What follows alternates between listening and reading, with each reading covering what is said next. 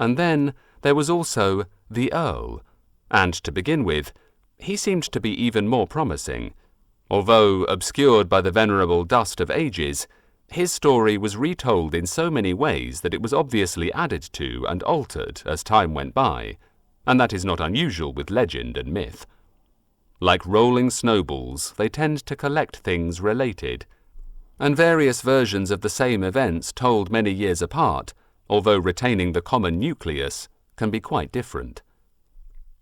This particular tale goes back to the first half of the 18th century, and it tells of Jacques de Grandmesnil, the 4th Earl of Penberry, whose massive estate had included the 9 pipers and both the oak and the birch groves. As a child, he was detached from his parents and taken abroad by his governor. What caused that move was unknown. There had existed an illusion that it had something to do with an imprudent acquisition of tulip roots from Amsterdam. But that explanation seems improbable, as the height of tulip mania raged about 100 years previously. And there had been a rumor that, in all likelihood, the story was invented as a cover-up for something rather more ignominious. But whatever the reasons might have been for their leaving the country, to us they are immaterial. What is important is that upon coming of age, he continued living on the continent, which he enjoyed to the full. Away from his former governor's watchful eye, and with a generous allowance, he rigorously indulged in a life of liberality. His father's passing had brought the prodigal heir apparent back to his ancestral home. A visit to the capital followed, where the newly titled Earl went on with dissipation of his family's wealth through drink and gaming. A clause in the will, however, had quelled this intemperance. He would only get his full inheritance on entering that, usually much desired, state of conjugal felicity. Resources lost, he was resigned. He had to return to the province and do his duty. But just as he was on the point of being married off to a very worthy bride, something dreadful must have happened.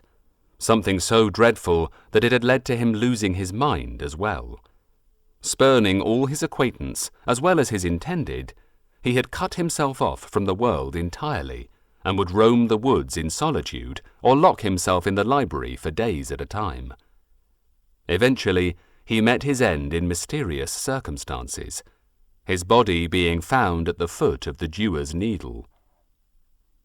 After his death, the mansion passed through diverse hands, which, upon a brief ownership, were as eager to dispense of it as they were to acquire it only a little earlier, and it endured empty for long stretches at a time. The reason being, all the subsequent masters were plagued by his ghost, and ultimately were forced to leave. And who could blame them? The last in a long line of its residents dwelt there during Victoria's early reign. He was Mr. Spriddle, an affluent wool merchant, who had recently acquired some considerable fortune together with a new wife.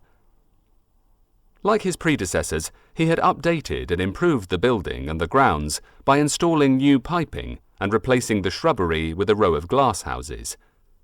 Thus, he followed on the trail of the previous occupant, who towards the end of the 18th century was swept away by the current voguish tide of betterment and had commenced a mammoth job of perfecting the landscape.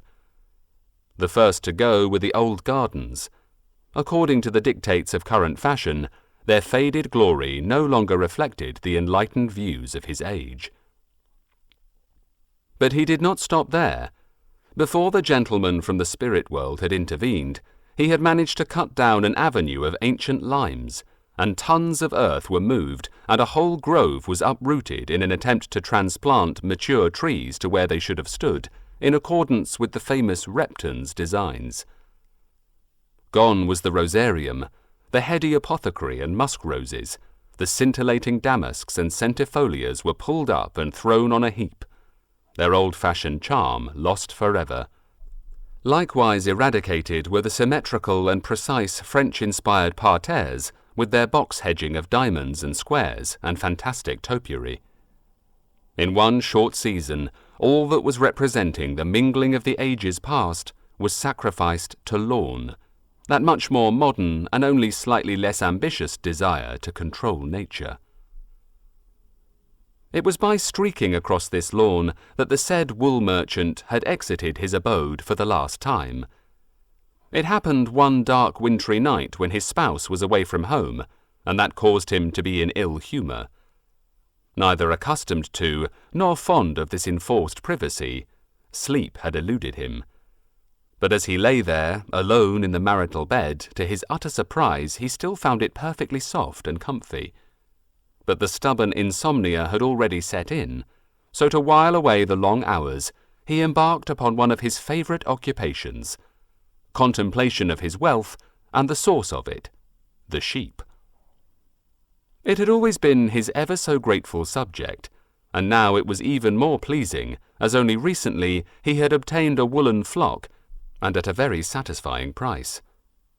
Snug and contented, he began counting them, but just as he got to 24, just as he was drifting into the blessed sleep, he was roused by a deafening bang. Jolted out of his repose, he felt the temperature in the bedchamber to suddenly plummet close to 0, and upon opening his eyes, blood in Mr. Spriddle's veins ran cold. He saw his room filling up with chilling mist, and through that mist he observed a most fearsome spectre had arisen before him, right at the foot of his bed. The freezing air popped and crackled, and the deathly silence that had followed was only broken by the involuntary sounds of escaped whimperings and chattering teeth, as Mr. Spriddle beheld an apparition of a handsome nobleman. Robed in a quaint apparel of long ago, his fierce dark eyes burned with feverish passion, and his wild black hair was billowing out from underneath his plumaged cocked hat. The apparition, most discourteously, had ignored the presence of the current owner, who, frightened out of his 7 senses, had just managed to pull the bedclothes up to his chins, and then he lay there motionless, gripped by the unspeakable terror. Mr. Spriddle was not overly fond of ghosts at the best of times, but this specimen had a fiendish temper which he did not scruple to exhibit, while casting off and flinging around his antiquated garb in a fit of frenzied fury. Mouthing a prayer, Mr. Spriddle shut his eyes, and when he had reopened them, wincing, he observed his unwelcome guest, by then reduced to undergarments, hurl himself atop the bedcovers, his icy black locks spilling over Mr. Spriddle's petrified face.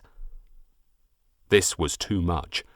So, emitting a piercing shriek and surprising himself with this newly found agility, our wool merchant ejected himself out of the bed and into the chill vapours, and took to his heels. And so he ran, out of the bedchamber, along the long gallery, down the oaken staircase, through the great hall, and out of the mansion. With his hands flailing up in the air, barefoot and clad in nothing but his flannel nightshirt and cap, outstripping the wind, he pelted across the lawn in the depth of night. He dashed past the gate lodge, and with velocity, unexpected from his rather corpulent person, proceeded to roll along the country lane, all the while pursued, as he had claimed later, by heavy steps and clanging of ancient armour, until he reached the safety of the vicarage. There he spent the next day, awaiting the return of his wife, and nothing in the world could tempt him to enter the mansion ever again.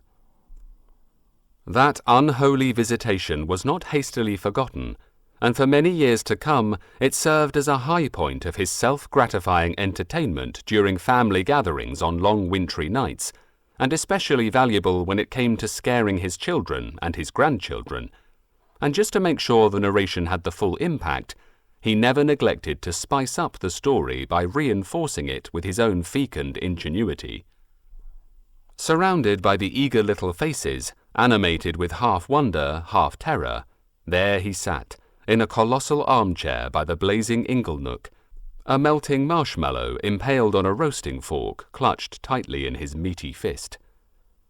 The confectionery oozed and dribbled onto the hearthrug as he waved it violently in the air, and the reflected flames flickered in his port-infused eyes as they darted from one awe-struck spectator to another. "Lo and behold," he would express with grim satisfaction, and there stood he, with chains a-rattling, aiming to run me through with his huge whopping sword. And to be sure, if I hadn't outwitted him, he would have poked a girt big hole in yours truly, he would. But not so fast, says I, for it was not the first time that I had to hold a wolf by the ears. I knowed I was cunning enough to cozen him. Aye, 'twas I who cozened the ghost of the mad Earl himself. Majestic, yet gloomy and foreboding, Penberry Court stood on high ground, overlooking a small lake. It could be approached along its drive, edged with sprawling rhododendrons, immaculate in its heyday, now an overgrown gravel lane off the North Bay Road. Unless looked upon from the adjacent land, the building was partly obscured from view by a clump of tall silver firs, although its towering chimney stacks, turrets and spires, stabbing at the skyline, could be discerned from some way off. But if seen from across the lake, the edifice revealed its full melancholy splendour, as the image of its symmetry and darksome windows gaping eerily was doubled by the reflection in the brooding shadowy waters. The unsettling rumours of its previous owner's spirit still lingering there had prevented the mansion from being vandalised and its treasures plundered. This fear was strengthened by the reports of sightings of a giant phantom dog with glowing red eyes also prowling around, and woe betide the unbeliever who had strayed into the grounds after a dark night had fallen. But although the building was protected by the supernatural, it could not altogether withstand the ravages of time and elements. The central section and the west wing had remained well preserved, even with most of its original Elizabethan decor and furniture intact. But much of the east wing of the structure stood derelict. With its crumbling walls and caved-in roof, it had no prospects other than sustaining vigorous vegetation and housing colonies of bats. Eventually, the whole of the estate had become government property, and plans were made for its restoration. A caretaker had moved into the gate lodge, and volunteer guides would show the visitors around. For a premium payment, it was even possible to arrange an overnight stay. But that was not for the faint-hearted, and there were not many disposed to accept the offer, especially when it came to one particular apartment.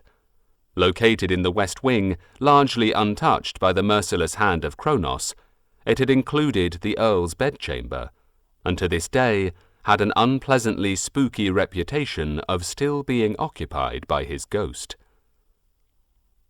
The sightseeing tours were not unpopular, and enough funds were raised to replace the secondary stairs and patch up the roof in the east wing. But then the renovation plans were put indefinitely on hold, and the building had continued in its slow but steady decline. And who knows what fate would have befallen it if it had not, quite recently, gone under the auctioneer's hammer and was saved. Purchased together with nearly all the land by some developer, it was returned to its former glory and thereupon fragmented into luxury flats. Those flats, however, were confined strictly to the east wing, for no one could be prevailed upon to spend more than one night not only in the infamous bedchamber, but nowhere near it. Following some hair-raising experiences in that haunted apartment, not a single space in the west wing could be sold or even rented out, and since then, on occasion, one room or other had been used as an office by its owner.